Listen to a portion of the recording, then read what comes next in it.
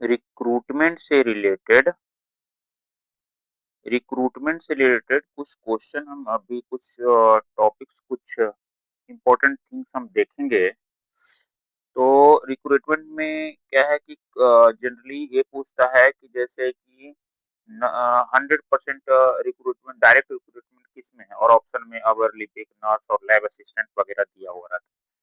तो इसको हम कैसे याद रखें, जनरली ये दिमाग में रहता नहीं है। तो इसको भी एक कहानी की तरह हम याद करते हैं। कहानी का उद्देश्य बस इतना है कि इसको कैसे दिमाग में रखा जाए इस चीज को। इसके अलावा उसका कोई उद्देश्य नहीं है। कहानी का कोई अर्थ नहीं रखना है, उसको अनर्थ नहीं बनाना है। तो इस प्रकार हम क्या करते हैं कि जैसे कि एक कहानी बनाते हैं कि एक आदमी 100% नल्ला था। एक आदमी 100% नल्ला था, तो 100% हो गया। 100% हम सिर्फ यहाँ डायरेक्ट रिक्रूटमेंट को ही लेके चलेंगे। तो डायरेक्ट रिक्रूटमेंट के बाद जो बचेगा वो हो जाएगा डिपार्टमेंटल। और डिपार्टमेंटल में जो जो बचेगा उसमें से कितना एलजीएस से रहेगा और कितना एलडीसी से रहेगा उसका हम देखते जाएंगे। तो हो गया कि एक आदमी जो 100% नल्ला था, नल्ला मतलब नल्ला, है ना। तो नल्ला हो गया नर्स और लैब असिस्टेंट।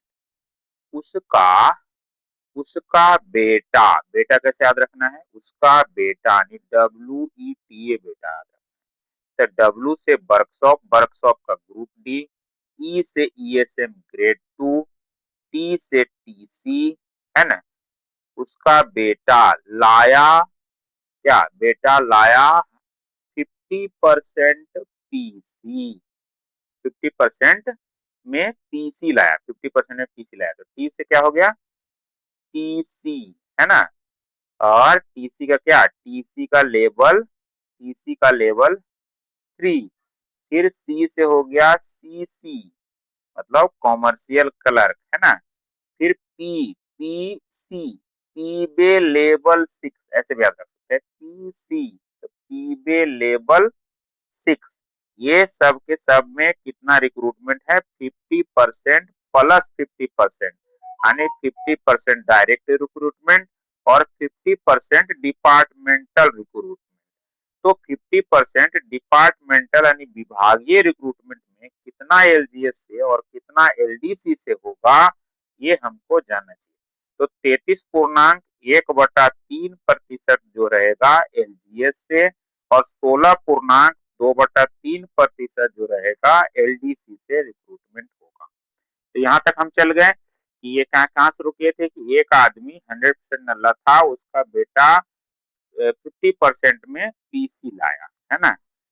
पीसी लाया तो उसने बोला ये गार्ड जी एक काम करें, 60% में इसे बेच दें।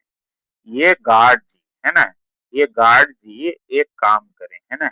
ये गार्ड जी एक काम करें, काम क्या होता है, वर्क्स। ये गार्ड जी, ए से हो गया एएसएम, और हो गया गार्ड, है ना, गार्ड हो गया।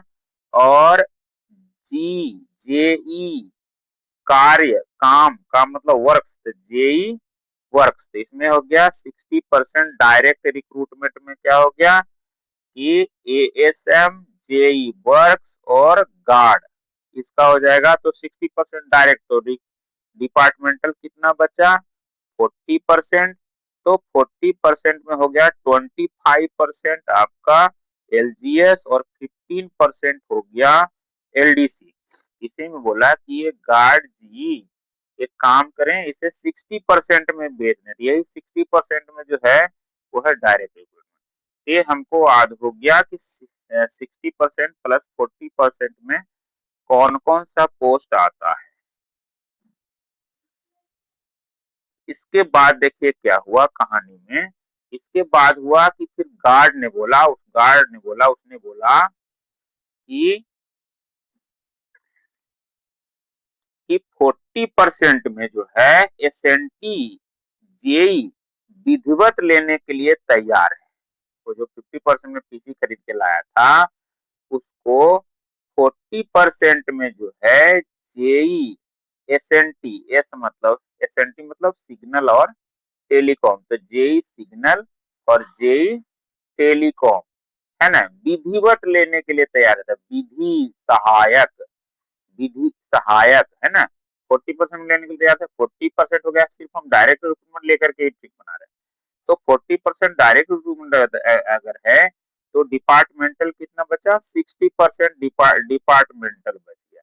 तो 60% डिपार्टमेंटल में क्या होता है कि 40% एलजीएस रहेगा, है ना, 40% एलजीएस रहेगा और 20% रहेगा एलडीसी। ये अपने को याद रखना है।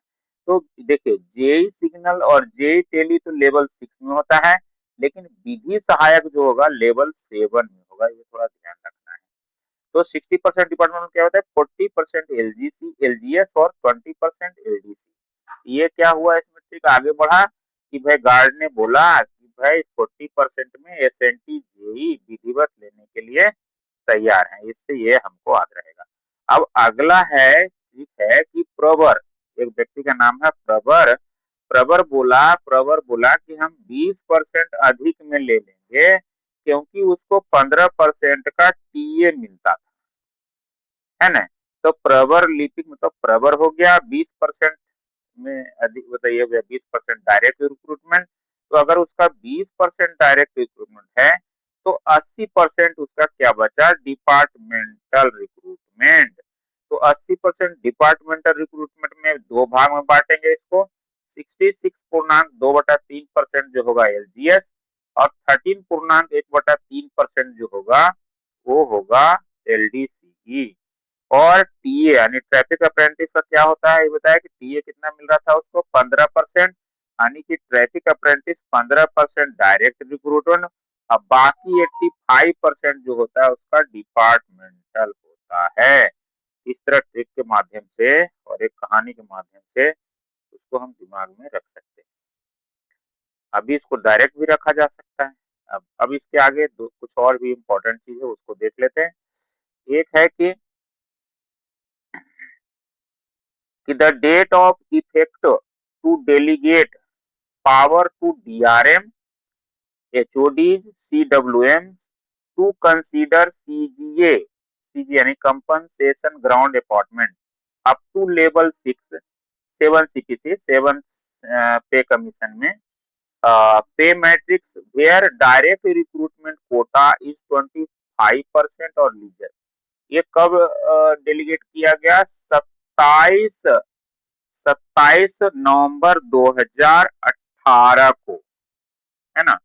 अब आगे बढ़ते हैं, आगे बढ़ रहे हैं कि routing of transfer case of compensation ground appointment one division workshop to another their respective headquarter has been withdrawn, मतलब उसको विड्रॉ कर लिया गया, कब से, 6 सितंबर 2018 से। बस 2-3 आइटम और है। इसमें आ जाता है कि नॉन गजेटेड स्टाफ का पीएचपी कोटा कितना होता है, टोटल 3%। उसमें 3 तरह का होता है पीएचपी में, है ना। तो उसमें हर एक का जो होता है 1-1%, ठीक है। एक्स सर्विसमैन का कोटा कितना होता है, 10% ग्रुप सी के लिए रेलवे में और 20% ग्रुप डी के लिए। कोटा रिजर्व होता है, सीटें, है ना। ग्रुप सी में 10% सीट रिजर्व होता है एक्स सर्विसमैन के लिए और ग्रुप डी में 20% सीट रिजर्व होता है। स्टाफ वेलफेयर इंस्पेक्टर लेवल 7 में डिपार्टमेंटल जो होता है 100% होगा रिक्रूटमेंट। इसका स्टाफ वेलफेयर WLI बोलते हैं इसको, है ना। WLI लेवल 7 में 100% रिक्रूटमेंट डिपार्टमेंटल होगा, जिसमें 80% एलजीएस होगा और 20% एलडीसी के माध्यम से होगा। ईडब्ल्यूएस इकोनॉमिकल बीकर, है ना। तो इकोनॉमिकल बीकर जो क्लास में आते हैं वो लेटर नंबर किसके अधीन, आरबीई 19/2019 के अधीन, जिसको 1 फरवरी 2019 से लागू है। ईडब्ल्यूएस बस इस वीडियो में इतना ही रखते हैं। रिक्रूटमेंट से रिलेटेड एक छोटा-सा वीडियो अगली बार।